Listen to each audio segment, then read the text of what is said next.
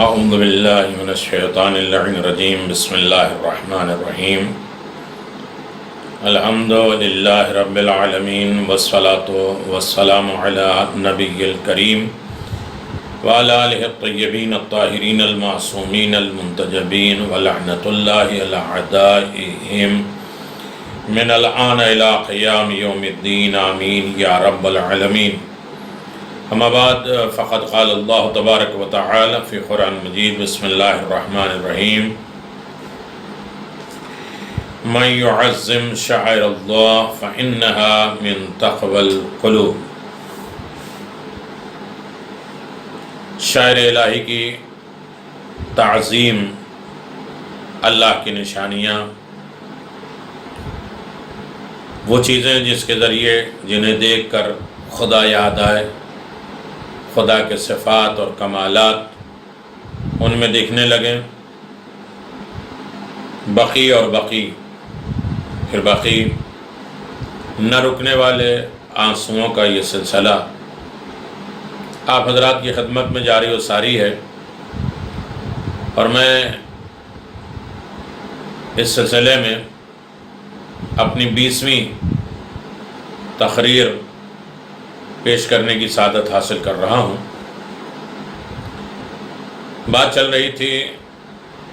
شرعی حیثیت زیارتوں کی، قبور کی. زیارت شریعت میں کیا ہے، شریعت نے کیا بیان کیا ہے، قرآن، روایات، حدیث، علماء دونوں گروہوں سے، فقہا، ان ساری چیزوں کے دلیلیں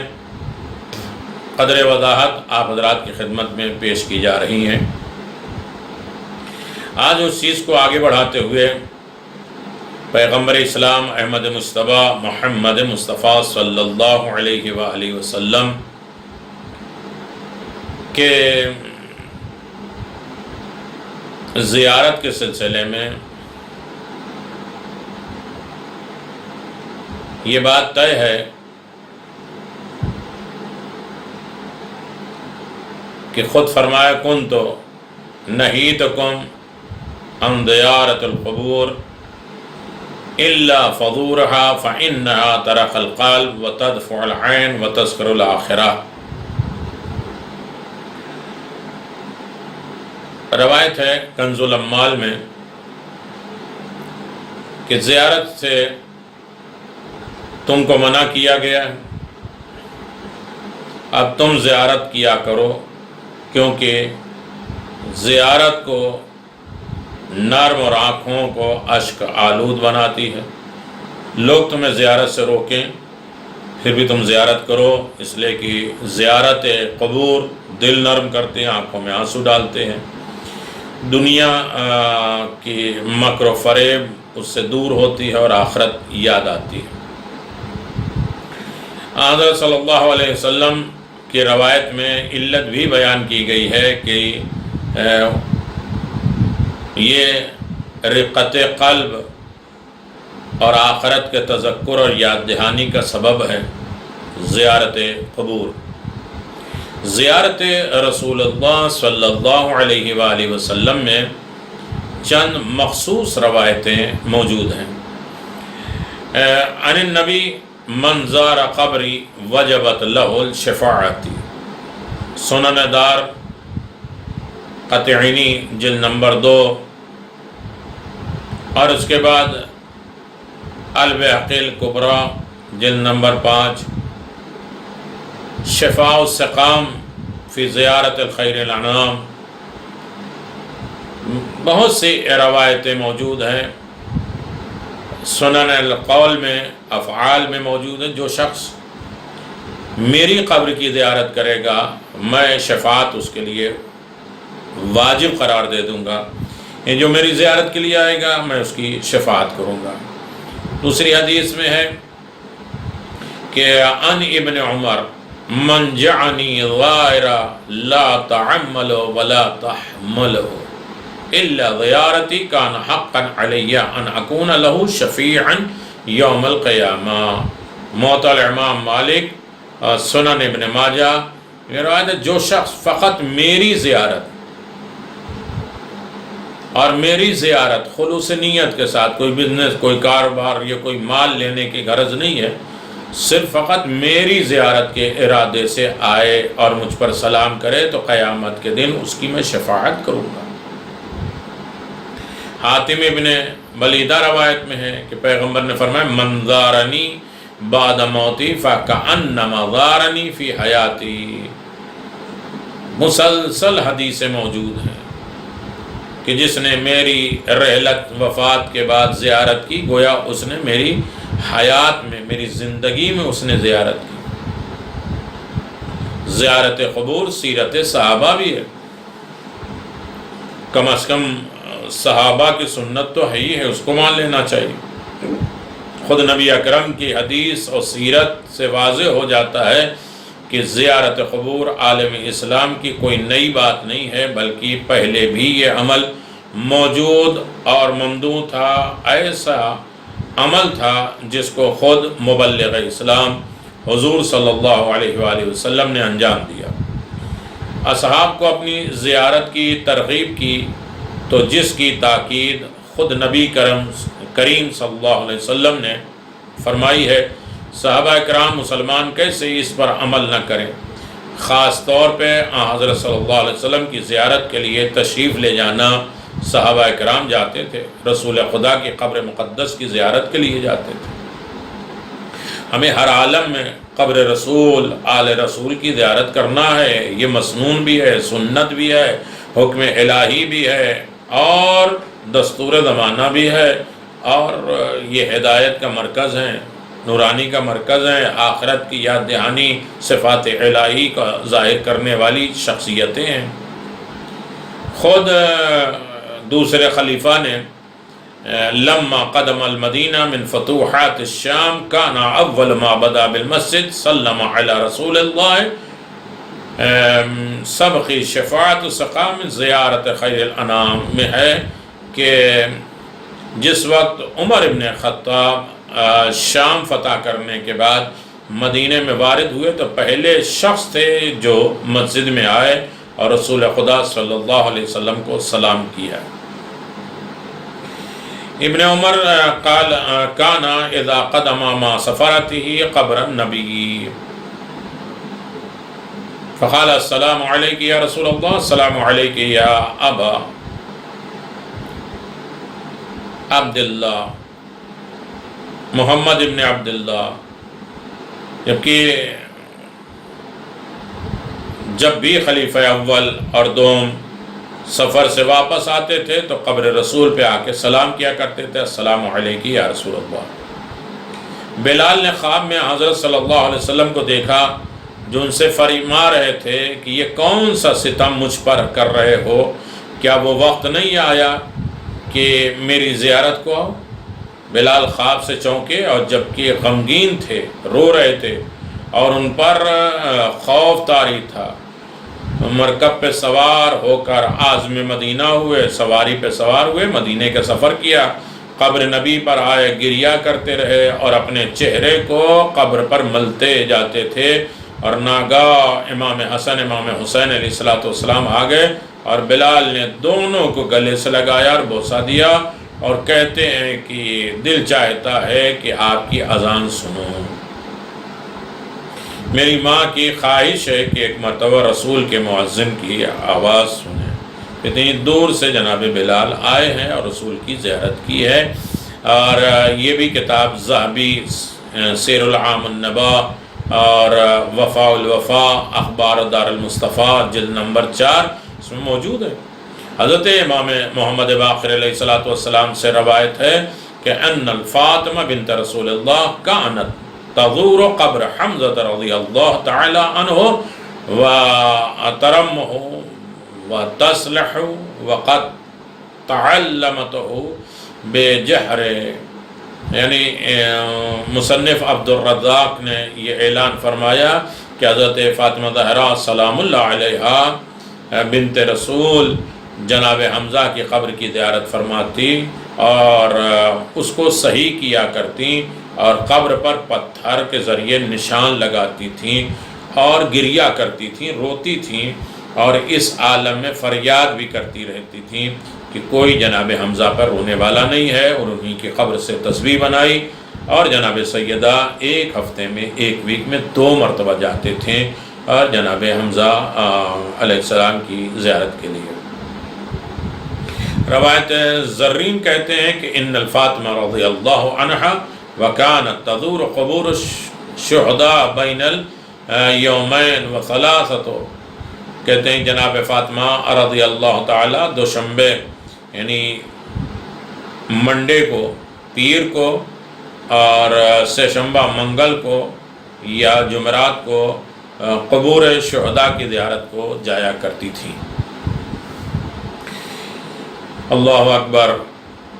ابن ابی میکہ نقل کرتے ہیں کہ ام المومنین کہتی ہیں کہ تزور قبر اخیہا عبد الرحمن و مأتا بالحبش و قبر بمکہ، خود عائشہ رضی اللہ کہتی ہیں کہ دیکھا اپنے بھائی عبد الرحمن کی زیارت فرمائی، اور کتابوں میں زیارت قبر نبی صلی اللہ علیہ وسلم کے علاوہ اصحاب، اولیاء، دیگر قبور کی زیارت کا بھی تذکرہ ملتا ہے کہ لوگ زیارت کیا کرتے تھے اور کسب فیض کیا کرتے تھے،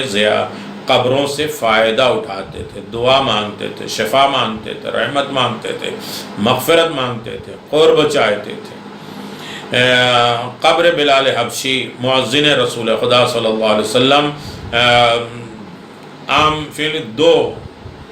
کو جو ہے انتقال 20 کو انتقال فرمائے،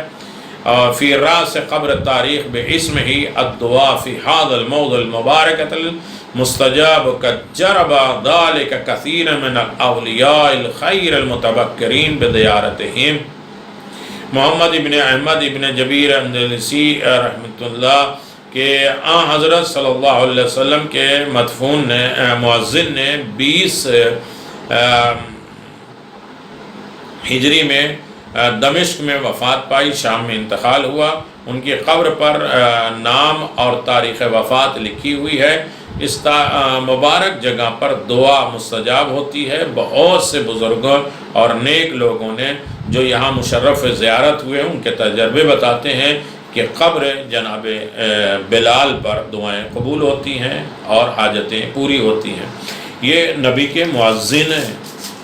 ان کی قبر کا رتبہ ہے تو جو نبی کے خون ہے، گوشت ہے، ان کی آل ہے، ان کی اولاد ہے، خود رسول خدا کی قبر کے کتنے متبرک ہوں گے، کتنا زیادہ اجر و ثواب اور اثرات رکھتے ہوں گے۔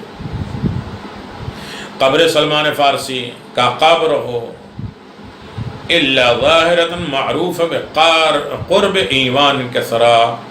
علیہ بنا ہنالک خادم مقیم وغیرت علیہ۔ روایت میں ہے کہ جناب سلمان فارسی کی قبر ایوان کسرا کے پاس مشہور و معروف ہے، جس پر عمارت بھی ہے، وہاں پر مجاور بھی موجود ہیں، اور میں خود کئی مرتبہ قبر مطہر کی زیارت کر چکا ہوں۔ یعنی سلمان صحابی رسول ہیں، ان کی قبر پر زیارت کرنا جائز ہے، اور لوگ جاتے ہیں، زیارت کرتے ہیں، عالیشان روضہ بنا ہے، لیکن قبر سیدہ معصومین امام منصوص من اللہ جو ہیں ان کی قبریں اجڑ گئی ہیں۔ مرقد امام موسیٰ بن جعفر خطیب بغداد کہتے ہیں کہ سمعت الحسن بن ابراہیم شیخ الحنابلہ فی اسرتہ یقول سمعت الحسن ابن ابراہیم ابا الخلائق ما اہمنی، فرماتے ہیں کہ فقصدت قبر موسیٰ بن جعفر فتوسلت بہی الا سحل اللہ تعالی لی ما احبا۔ تاریخ بغداد جلد نمبر 1 میں ہے کہ ابو علی خلال کہتے ہیں کہ مجھے جب بھی کوئی مشکل پیش آتی تھی تو قبر موسیٰ بن جعفر کی زیارت سے شرفیاب ہوتا اور ان سے متوسل ہوتا تھا، توسل کرتا تھا، تو خدا میری مشکل کو آسان کر دیتا تھا۔ یہ ہمارے مسلک سے نہیں ہے، ہمارے بھائیوں کے مسلک سے ہیں، انہیں بھی قبر موسیٰ کاظم شفا دیتی ہے، برکت دیتی ہے، حاجت پوری کرتی ہے، مشکلات سے نجات دیتی ہے۔ قبر امام علی رضا علیہ السلام کی منزل آپ دیکھ لیجئے۔ محمد ابن موصل کہتے ہیں خرجنا ما امام اہل الحدیث ابن خدیمہ و عدیلہ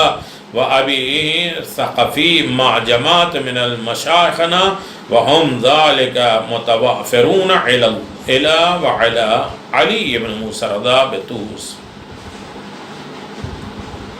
فرائتم من تعظیم ہی، یعنی ابن خدیمہ لکھتے ہیں کہ علی ثقفی اور دیگر لوگوں کے ساتھ طوس میں علی ابن موسیٰ رضا کی زیارت کے لیے نکلا۔ میں نے دیکھا کہ بن خدیمہ اس بقع، اس قبے کے نیچے اس قدر تعظیم فرما رہے ہیں، ادب کر رہے ہیں کہ کے سامنے جھکے جا رہے ہیں، جس نے مجھے حیرت میں ڈال دیا کہ اتنا بڑا عالم اہل سنت کا اور وہ امام رضا علیہ السلام کے گنبد کے سامنے جھکا جا رہا ہے، قبر نہیں، ان کے گنبد کے سامنے۔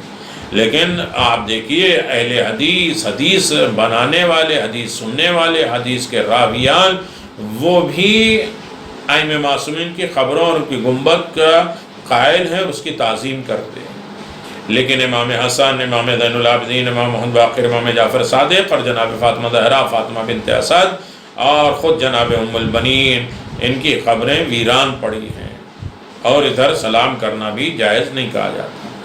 اور ہم اور آپ کیا، امام احمد ابن حنبل کی قبر، زیبی لکھتے ہیں کہ زرعی یدار بغداد المیدان الاعتقاد، بغداد میں ان کی زری ہے جس کی زیارت ہوتی ہے۔ مختصر یہ کہ زیارت قبور کو صحابہ تابعین نے بھی انجام دیا ہے،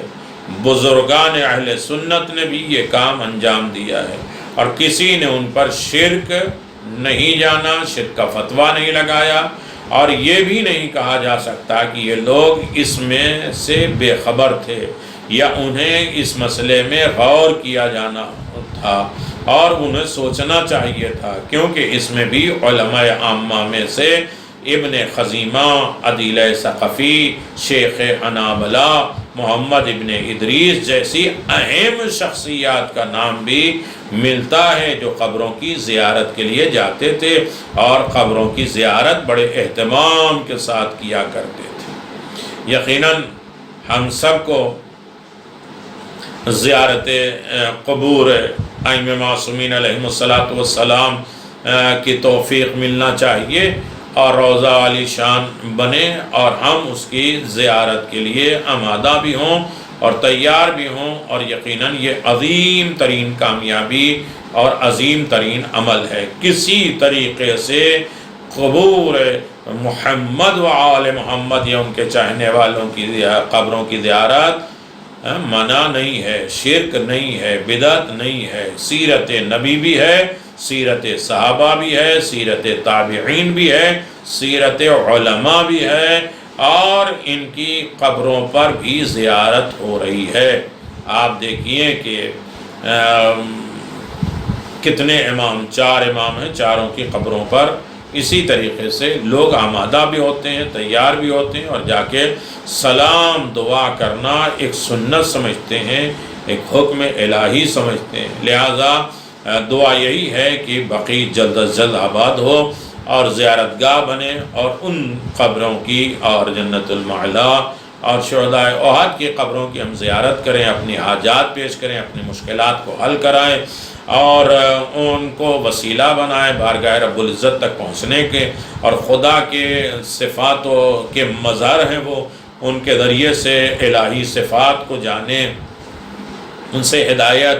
ان سے نصیحت، ان سے پیغام حاصل کرنے کے لیے ہم آمادہ بھی رہیں۔ اور یقیناً یہ عظیم ترین عبادت ہے، اس میں کسی طریقے سے کوئی رکاوٹ نہیں آئی ہے۔ لہذا بارگاہ رب العزت میں دعا ہے کہ اللہ ہم سب کو محمد و آل محمد کا مطیع، فرما بردار، چاہنے والا، اطاعت گزار بندہ قرار دے، اور زیارتیں دوبارہ آباد ہوں اور زیارت نامے کھلیں، اور بقیع کے اوپر روضہ تعمیر ہو، جو سنت نبی بھی ہے، سنت ائمہ بھی ہے، اور صحابہ اور تابعین علماء کی سیرت بھی رہی ہے۔ یہ تعظیم قبور یقیناً عظیم عبادت ہے، اور ان تعظیمات کے ذریعے ہم خدا کی عبادت کرتے ہیں، وحدانیت خدا پاتے ہیں، اور اس خدا کے وسیلے سے ہم یقیناً اعلیٰ مقام حاصل کریں گے، جنت نعیمہ میں ملیں گے، اور اسی طریقے سے منزل بمنزل کامیاب اور سرخرو ہوں گے۔ کم عمل بھی برتر ہے، بہت بہتر ہے۔ امام صادق علیہ السلام نے فرمایا کہ ان العمل قلیل الدائم علی الیقین الافضل عند اللہ من العمل الکثیر علی غیر الیقین۔ ہم اس یقین کے ساتھ یہ چھوٹے چھوٹے عمل کر رہے ہیں کہ ہم سوچتے ہیں کہ احتجاج کیوں کریں، فریاد کیوں کریں، یہ پروگرام کیوں کریں، ہمارے احتجاج سے کیا فائدہ ہے؟ یہ فائدہ ہم دیکھنے والے نہیں ہیں، فائدہ اور اس کا اختیار خدا اور رسول اور امام کے ہاتھوں میں ہے۔ ہمارا کام ہے کرنا اور ان کی تعظیم کرنا۔ تو امام صادق علیہ السلام نے فرمایا کم اور پائیدار عمل جس کی بنیاد معرفت پر ہو، خدا کے نزدیک اس سے زیادہ عمل سے افضل ہے جو برتر بھی ہو اور جو بغیر معرفت کے ہو۔ لہذا کم عمل ہو لیکن معرفت کے ساتھ ہو، اور بہت سا عمل ہو جو یقین اور معرفت کے ساتھ نہ ہو تو وہ بیکار ہے۔ ہمیں زیادہ سے زیادہ جو بھی عمل کریں اس پر یقین پیرا ہو کہ معرفت کے ساتھ انشاءاللہ انجام دیں گے تو اس کے اثرات ہماری زندگی میں بھی، معاشرے میں بھی اور سوسائٹیوں میں باقی رہے گی۔ خداوند عالم ہمارے عمل کو میں خلوص پیدا کرے اور ہمیں باعث نجات، باعث شرف اور خداوند عالم کی اطاعت کرنے کی توفیق دے دے، اور نبی اور آل نبی کی اطاعت کرنے کی توفیق دے دے، ان سے محبت اور انہیں وسیلہ بنائے، انہیں توسل بنا کر اپنی نجات کا ذریعہ تلاش کرے، اور بقی کے وارث امام زمان کے ظہور میں تعجیل فرما۔ ہماری یہ چھوٹے چھوٹے عمل کو، قلیل عمل کو بارگاہ رب العزت میں کثیر کر دینا، اور معاشرے کی اصلاح ہو، ایسے دکھ درد ماحول میں یہ آزادی ہو، ظلم کا خاتمہ ہو، بیماریاں ختم ہو جائے، اور مومنین کو حفظ امان میں رکھے، صحت سلامتی کے ساتھ رکھے، اپنے علاوہ کسی اور کا محتاج نہ قرار دے۔ وآخر دعوانا ان الحمدللہ رب العالمین وصلی اللہ علی محمد وآل محمد وعجل فرج آل محمد۔